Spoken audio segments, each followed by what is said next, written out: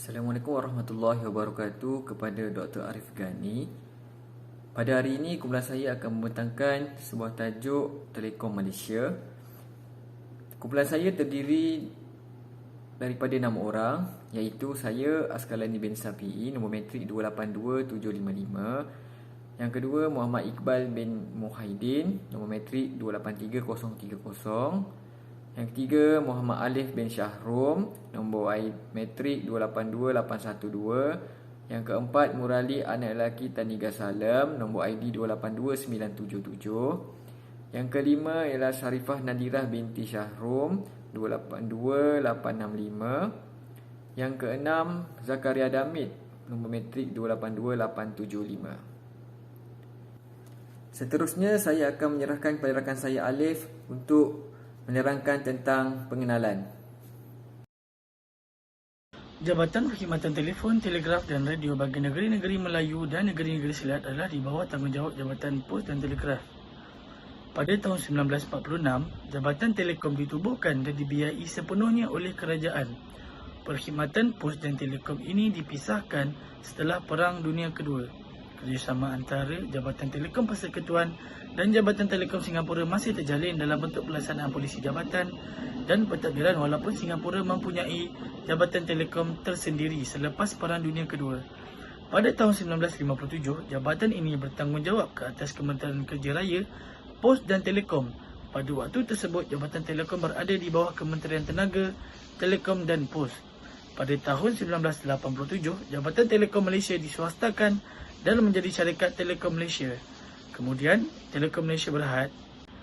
Misi Telekom Malaysia adalah menyampaikan hidup lebih mudah kepada pertama, pelanggan melalui pengalaman komunikasi gaya konvergen, yang kedua kepada perniagaan secara berkolaborasi dan memberi sokongan melalui penyelesaian bersepadu, dan ketiga, untuk negara menyokong pembangunan sosioekonomi melalui pendidikan, inovasi dan inisiatif-inisiatif sosial. Selamat sejahtera Doktor, saya Murali anak lelaki Taniga Salam di sini untuk membentangkan produk dan servis syarikat Telekom Malaysia. Jadi yang pertama kita pergi kepada Perkhidmatan Unified. Perkhidmatan Unified ini terdiri daripada 3 peralatan yang diperuntukkan seperti telefon deck, business gateway ataupun dikenali sebagai BG, broadband termination iaitu BTU. Seterusnya kita pergi kepada package BTU. Package BTU ini mempunyai 1 unit modem ONU ataupun VDSL 2, 1 unit 1 meter kabel Ethernet, 1 unit 1 meter kabel telefon, 1 unit adapter kuasa power adapter, 1 unit panduan pengguna. Jadi yang seterusnya kita pergi kepada telefon deck. Telefon deck ni diperuntukkan 1 unit telefon deck, 1 unit pelindung ganggang, 1 unit pengecas, 1 unit panduan pengguna. Yang seterus pula kita pergi kepada TM Wi-Fi. TM Wi-Fi merupakan akses internet jalur lebar tanpa wayar yang boleh dipasang di premis seperti hotel, restoran,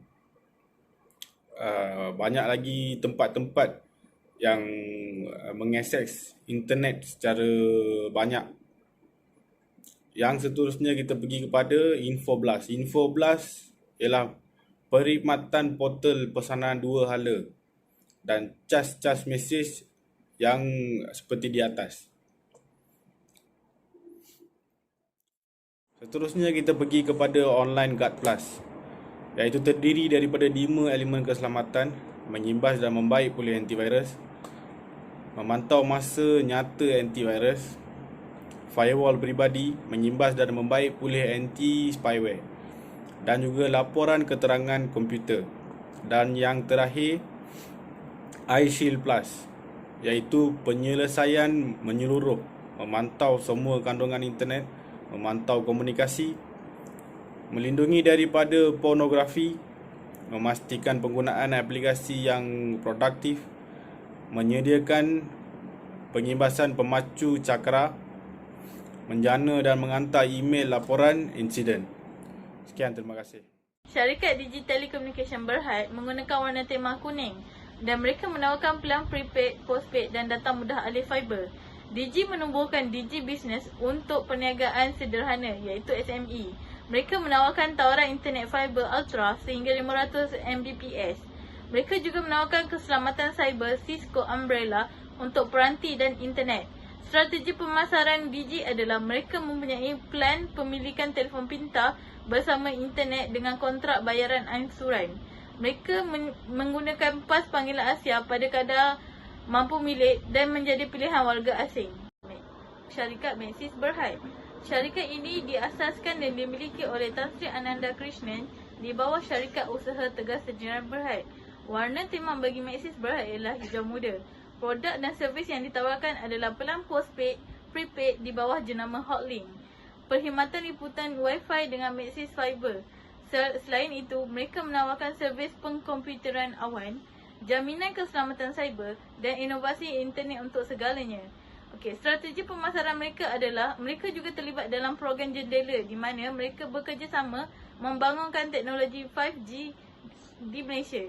Mereka juga menawarkan kontrak pembayaran secara ansuran, variasi model telefon pintar bersama dengan pelan internet Maxis.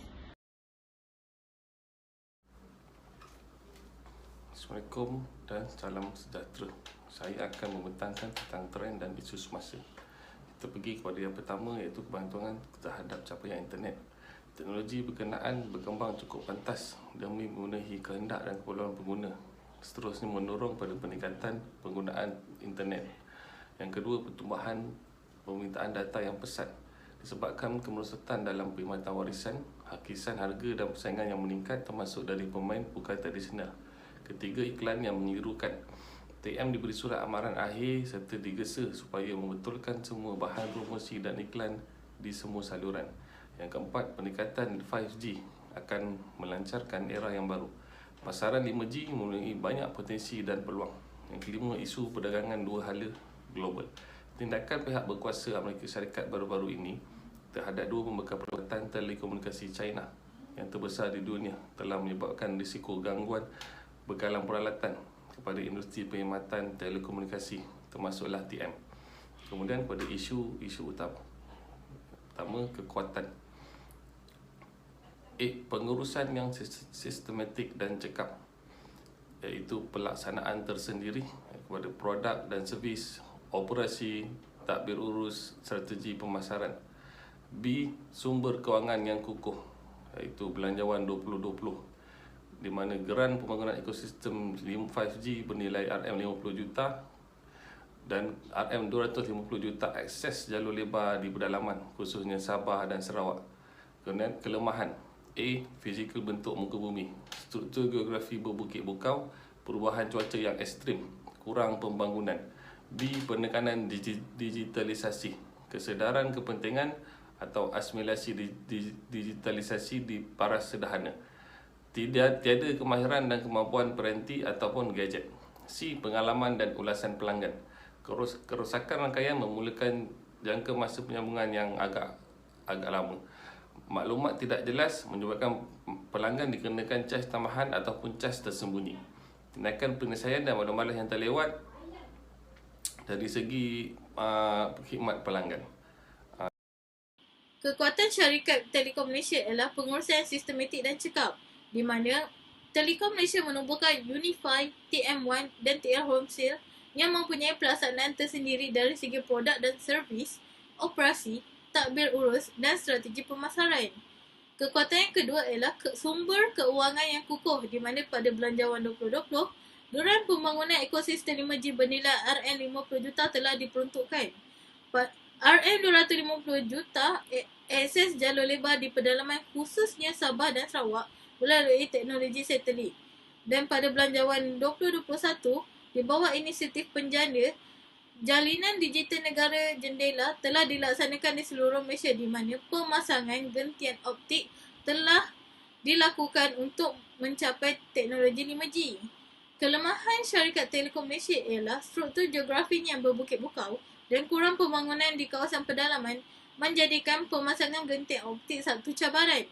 Perubahan cuaca yang ekstrim memudahkan aset TM untuk rosak dan ini melibatkan kos pembaikan yang tinggi. dan penekanan digitalisasi di mana wujudnya jurang digitalisasi di pelbagai peringkat, kesedaran kepentingan dan asimilasi digitalisasi di para sederhana, dan tiada kemahiran dan kemampuan aplikasi peranti dan perisian pintar oleh segelintir pihak.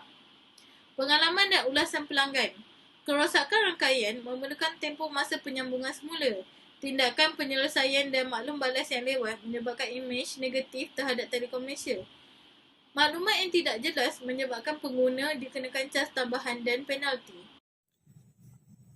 Hala 7 Telekom Malaysia. Telekom Malaysia mempunyai hala 7 yang jelas iaitu untuk memastikan rakyat berhubung dengan lebih daripada satu cara. Telekom Malaysia menekankan penyediaan perkhidmatan perhubungan telekomunikasi terhadap segenap lapisan masyarakat daripada pelbagai latar belakang, tidak kira daripada segi sosioekonomi, demografi dan peringkat umur bagi memacu Malaysia digital. Perkongsian maklumat kini lebih pragmatik dan bukan sahaja tertumpu kepada panggilan suara, namun secara visual serta aplikasi-aplikasi canggih yang dijana oleh infrastruktur Telekom Malaysia Berhad. Masa depan TM. Peranan Telekom Malaysia selaku syarikat berkaitan kerajaan GLC menjadikan TM rakan strategik kepada kerajaan untuk melaksanakan projek pembangunan yang berkeutamaan tinggi dan relevan. Bertepatan dengan Telekom Malaysia sebagai pemacu aspirasi negara digital, TM akan terus komited meletakkan asas untuk revolusi industri 4.0 dan melancarkan 5G di seluruh Malaysia. TM kekal menggalas tanggungjawab sebagai penggerak kepada Pelan Gentian Optik dan Kesaling Hubungan Negara NFCP yang dilakarkan oleh kerajaan.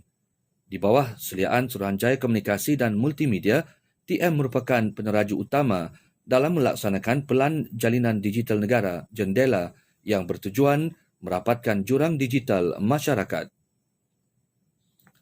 Strategi dalam rangka masa 2020 hingga 2022 menyaksikan TM berperanan untuk meningkatkan liputan 4G daripada 91.8% ke 96.9%.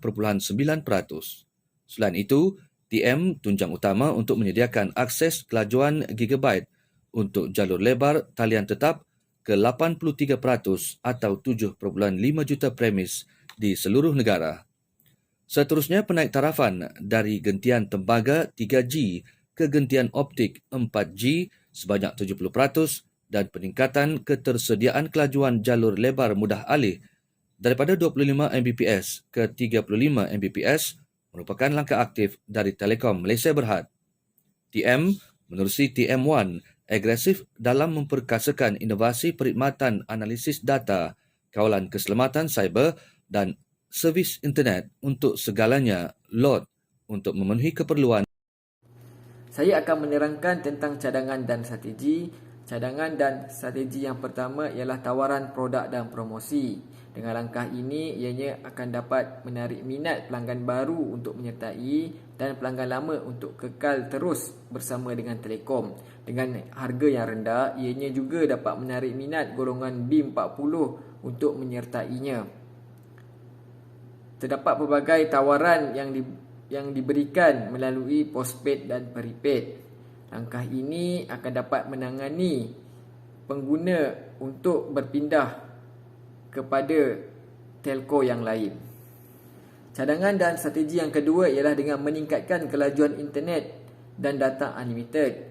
Dengan cara ini, ianya dapat memberikan keselesaan kepada pelajar, si rumah dan peniaga yang telah duduk di rumah kerana pada ketika ini COVID-19 sedang melanda satu dunia. Yang ketiga ialah dengan menjalin hubungan kerjasama dengan kerajaan dan syarikat swasta. Dengan langkah ini, ianya akan mempermudahkan urusan sektor kerajaan dan swasta dan ia juga akan merancangkan ekonomi negara. Dan Telekom juga akan bekerjasama membantas jenayah alam maya. Dengan cara ini, ianya akan menarik minat syarikat-syarikat untuk melabur di dalam Telekom Malaysia. Yang keempat ialah menaik taraf rangkaian infrastruktur 5G kerana 5G adalah teknologi yang baru yang terpantas dan Penggunaan 5G akan mempercepatkan aktiviti-aktiviti harian, ekonomi, pentadbiran, perkhidmatan dan kehidupan manusia di muka bumi ini. Justru itu, Telekom perlu cepat untuk bergerak dengan trend yang terkini mendapatkan perkhidmatan penyedia 5G. Secara kesimpulannya ialah syarikat Telekom Malaysia tersenarai dalam bursa saham ialah menyediakan perkhidmatan dan penyelesaian komunikasi jalur lebar, data dan talian tetap demi mencapai matlamat Malaysia Digital. Sekian, terima kasih.